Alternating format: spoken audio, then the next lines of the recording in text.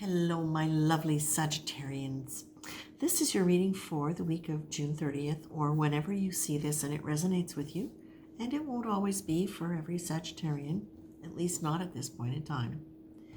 Now, Sag, the first thing that I see as I'm anticipating doing your reading is you with lots and lots of papers in front of you, and you're feverishly going through them fast. It's like not even fast, but with a kind of urgency. And as I'm looking at that, I'm saying, is this an old journal? Is this old memories? But that's not the feeling that I get. The feeling that I'm getting as I'm looking at this is that you are doing your best to keep a situation in which you are responsible to help somebody or to organize something that's important for developing the future. So you see those two different tracks, right? That could be developing the future for somebody else, helping somebody else with plans that are going to directly impact their future or your future. But it feels like for some of you, this is really very much about you helping somebody else. Whether it is you helping somebody else or whether it is you working for yourself towards this, Spirit is very much asking you to please remember to slow down, to take care of yourself, to take care of your feelings, your own feelings, to slow down enough to really know what you need to be your best. Now, what does that mean when they say that? What does that mean?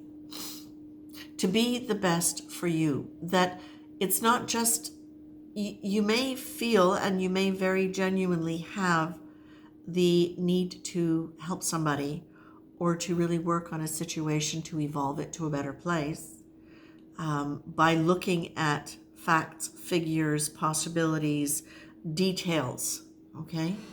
But what you're being asked is within that context to please remember that there is you in this situation as well as the situation itself, that you can step back and don't stream yourself, your feelings, all of your energy into it. You can create a boundary for yourself where you are within the context of being responsible. You are able to respond in a way that doesn't completely deplete you and that doesn't have you running on adrenaline, okay? Because the feeling that I'm getting with this is that there's probably some fear underlying this for you, whether it's fear of failure, whether it's fear for the outcome of a situation or for the well-being of a person. Fear is not the energy in which you're going to be able to get your best intuition. Now, they're showing me again the papers. And so that related to what I just said,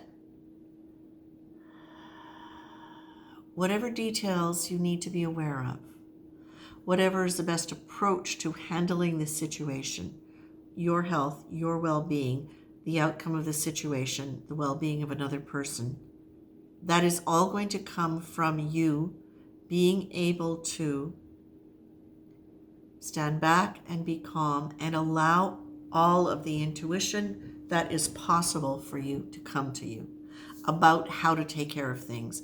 The right person at the right time, the right action, the right activity, the right input, the right information. You've got the responsibility card here, which is, again, the ability to respond. When you look at the ability to respond, rather than something as a responsibility, when you look at the situation and say, I have the ability to respond differently in this, how does that feel? Does it take the burden off? Does it take some of the anxiety off?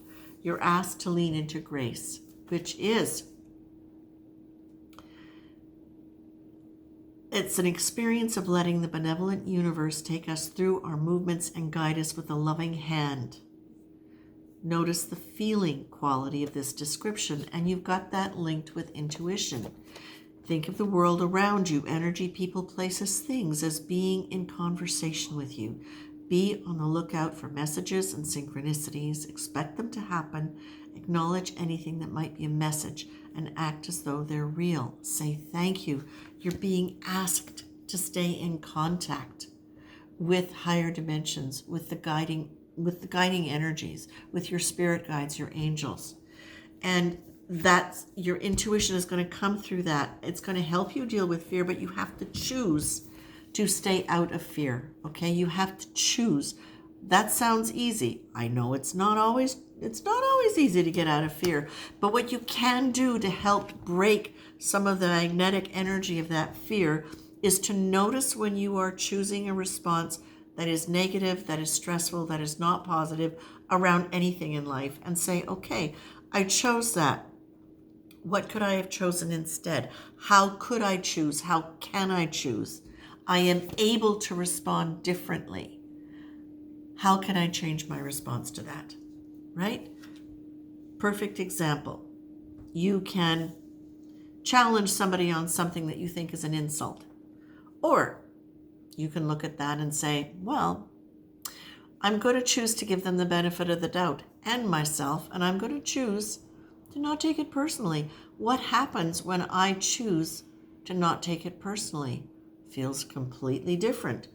I was now able to respond in a different way because I chose to look at it differently and chose a different response.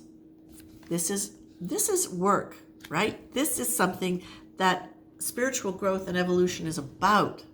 It's learning to choose where we want to go. It doesn't mean that we turn everything into beautiful rose-colored glasses, but it does mean that if we pay attention to those things, we can learn to move out of fear. And once we move out of fear, that's when we get our intuition. Lean into grace. It's going to help you get there. Say yes to anything that's positive or at least neutral. Really work with that. Like there's really an encouragement here to stay out of fear, to understand you have the ability to respond differently than perhaps you have, and to really consciously notice what kind of mood and attitude you're choosing, and then shift that into something that actually feels good. Okay? Sag, this actually feels really positive for me. And as I'm listening to this, I feel positive for you because I feel as though what this spirit is saying is, we've got your back. You don't have to be fearful. You are more powerful than you think you are because you have the power to choose, and it will allow you to respond differently.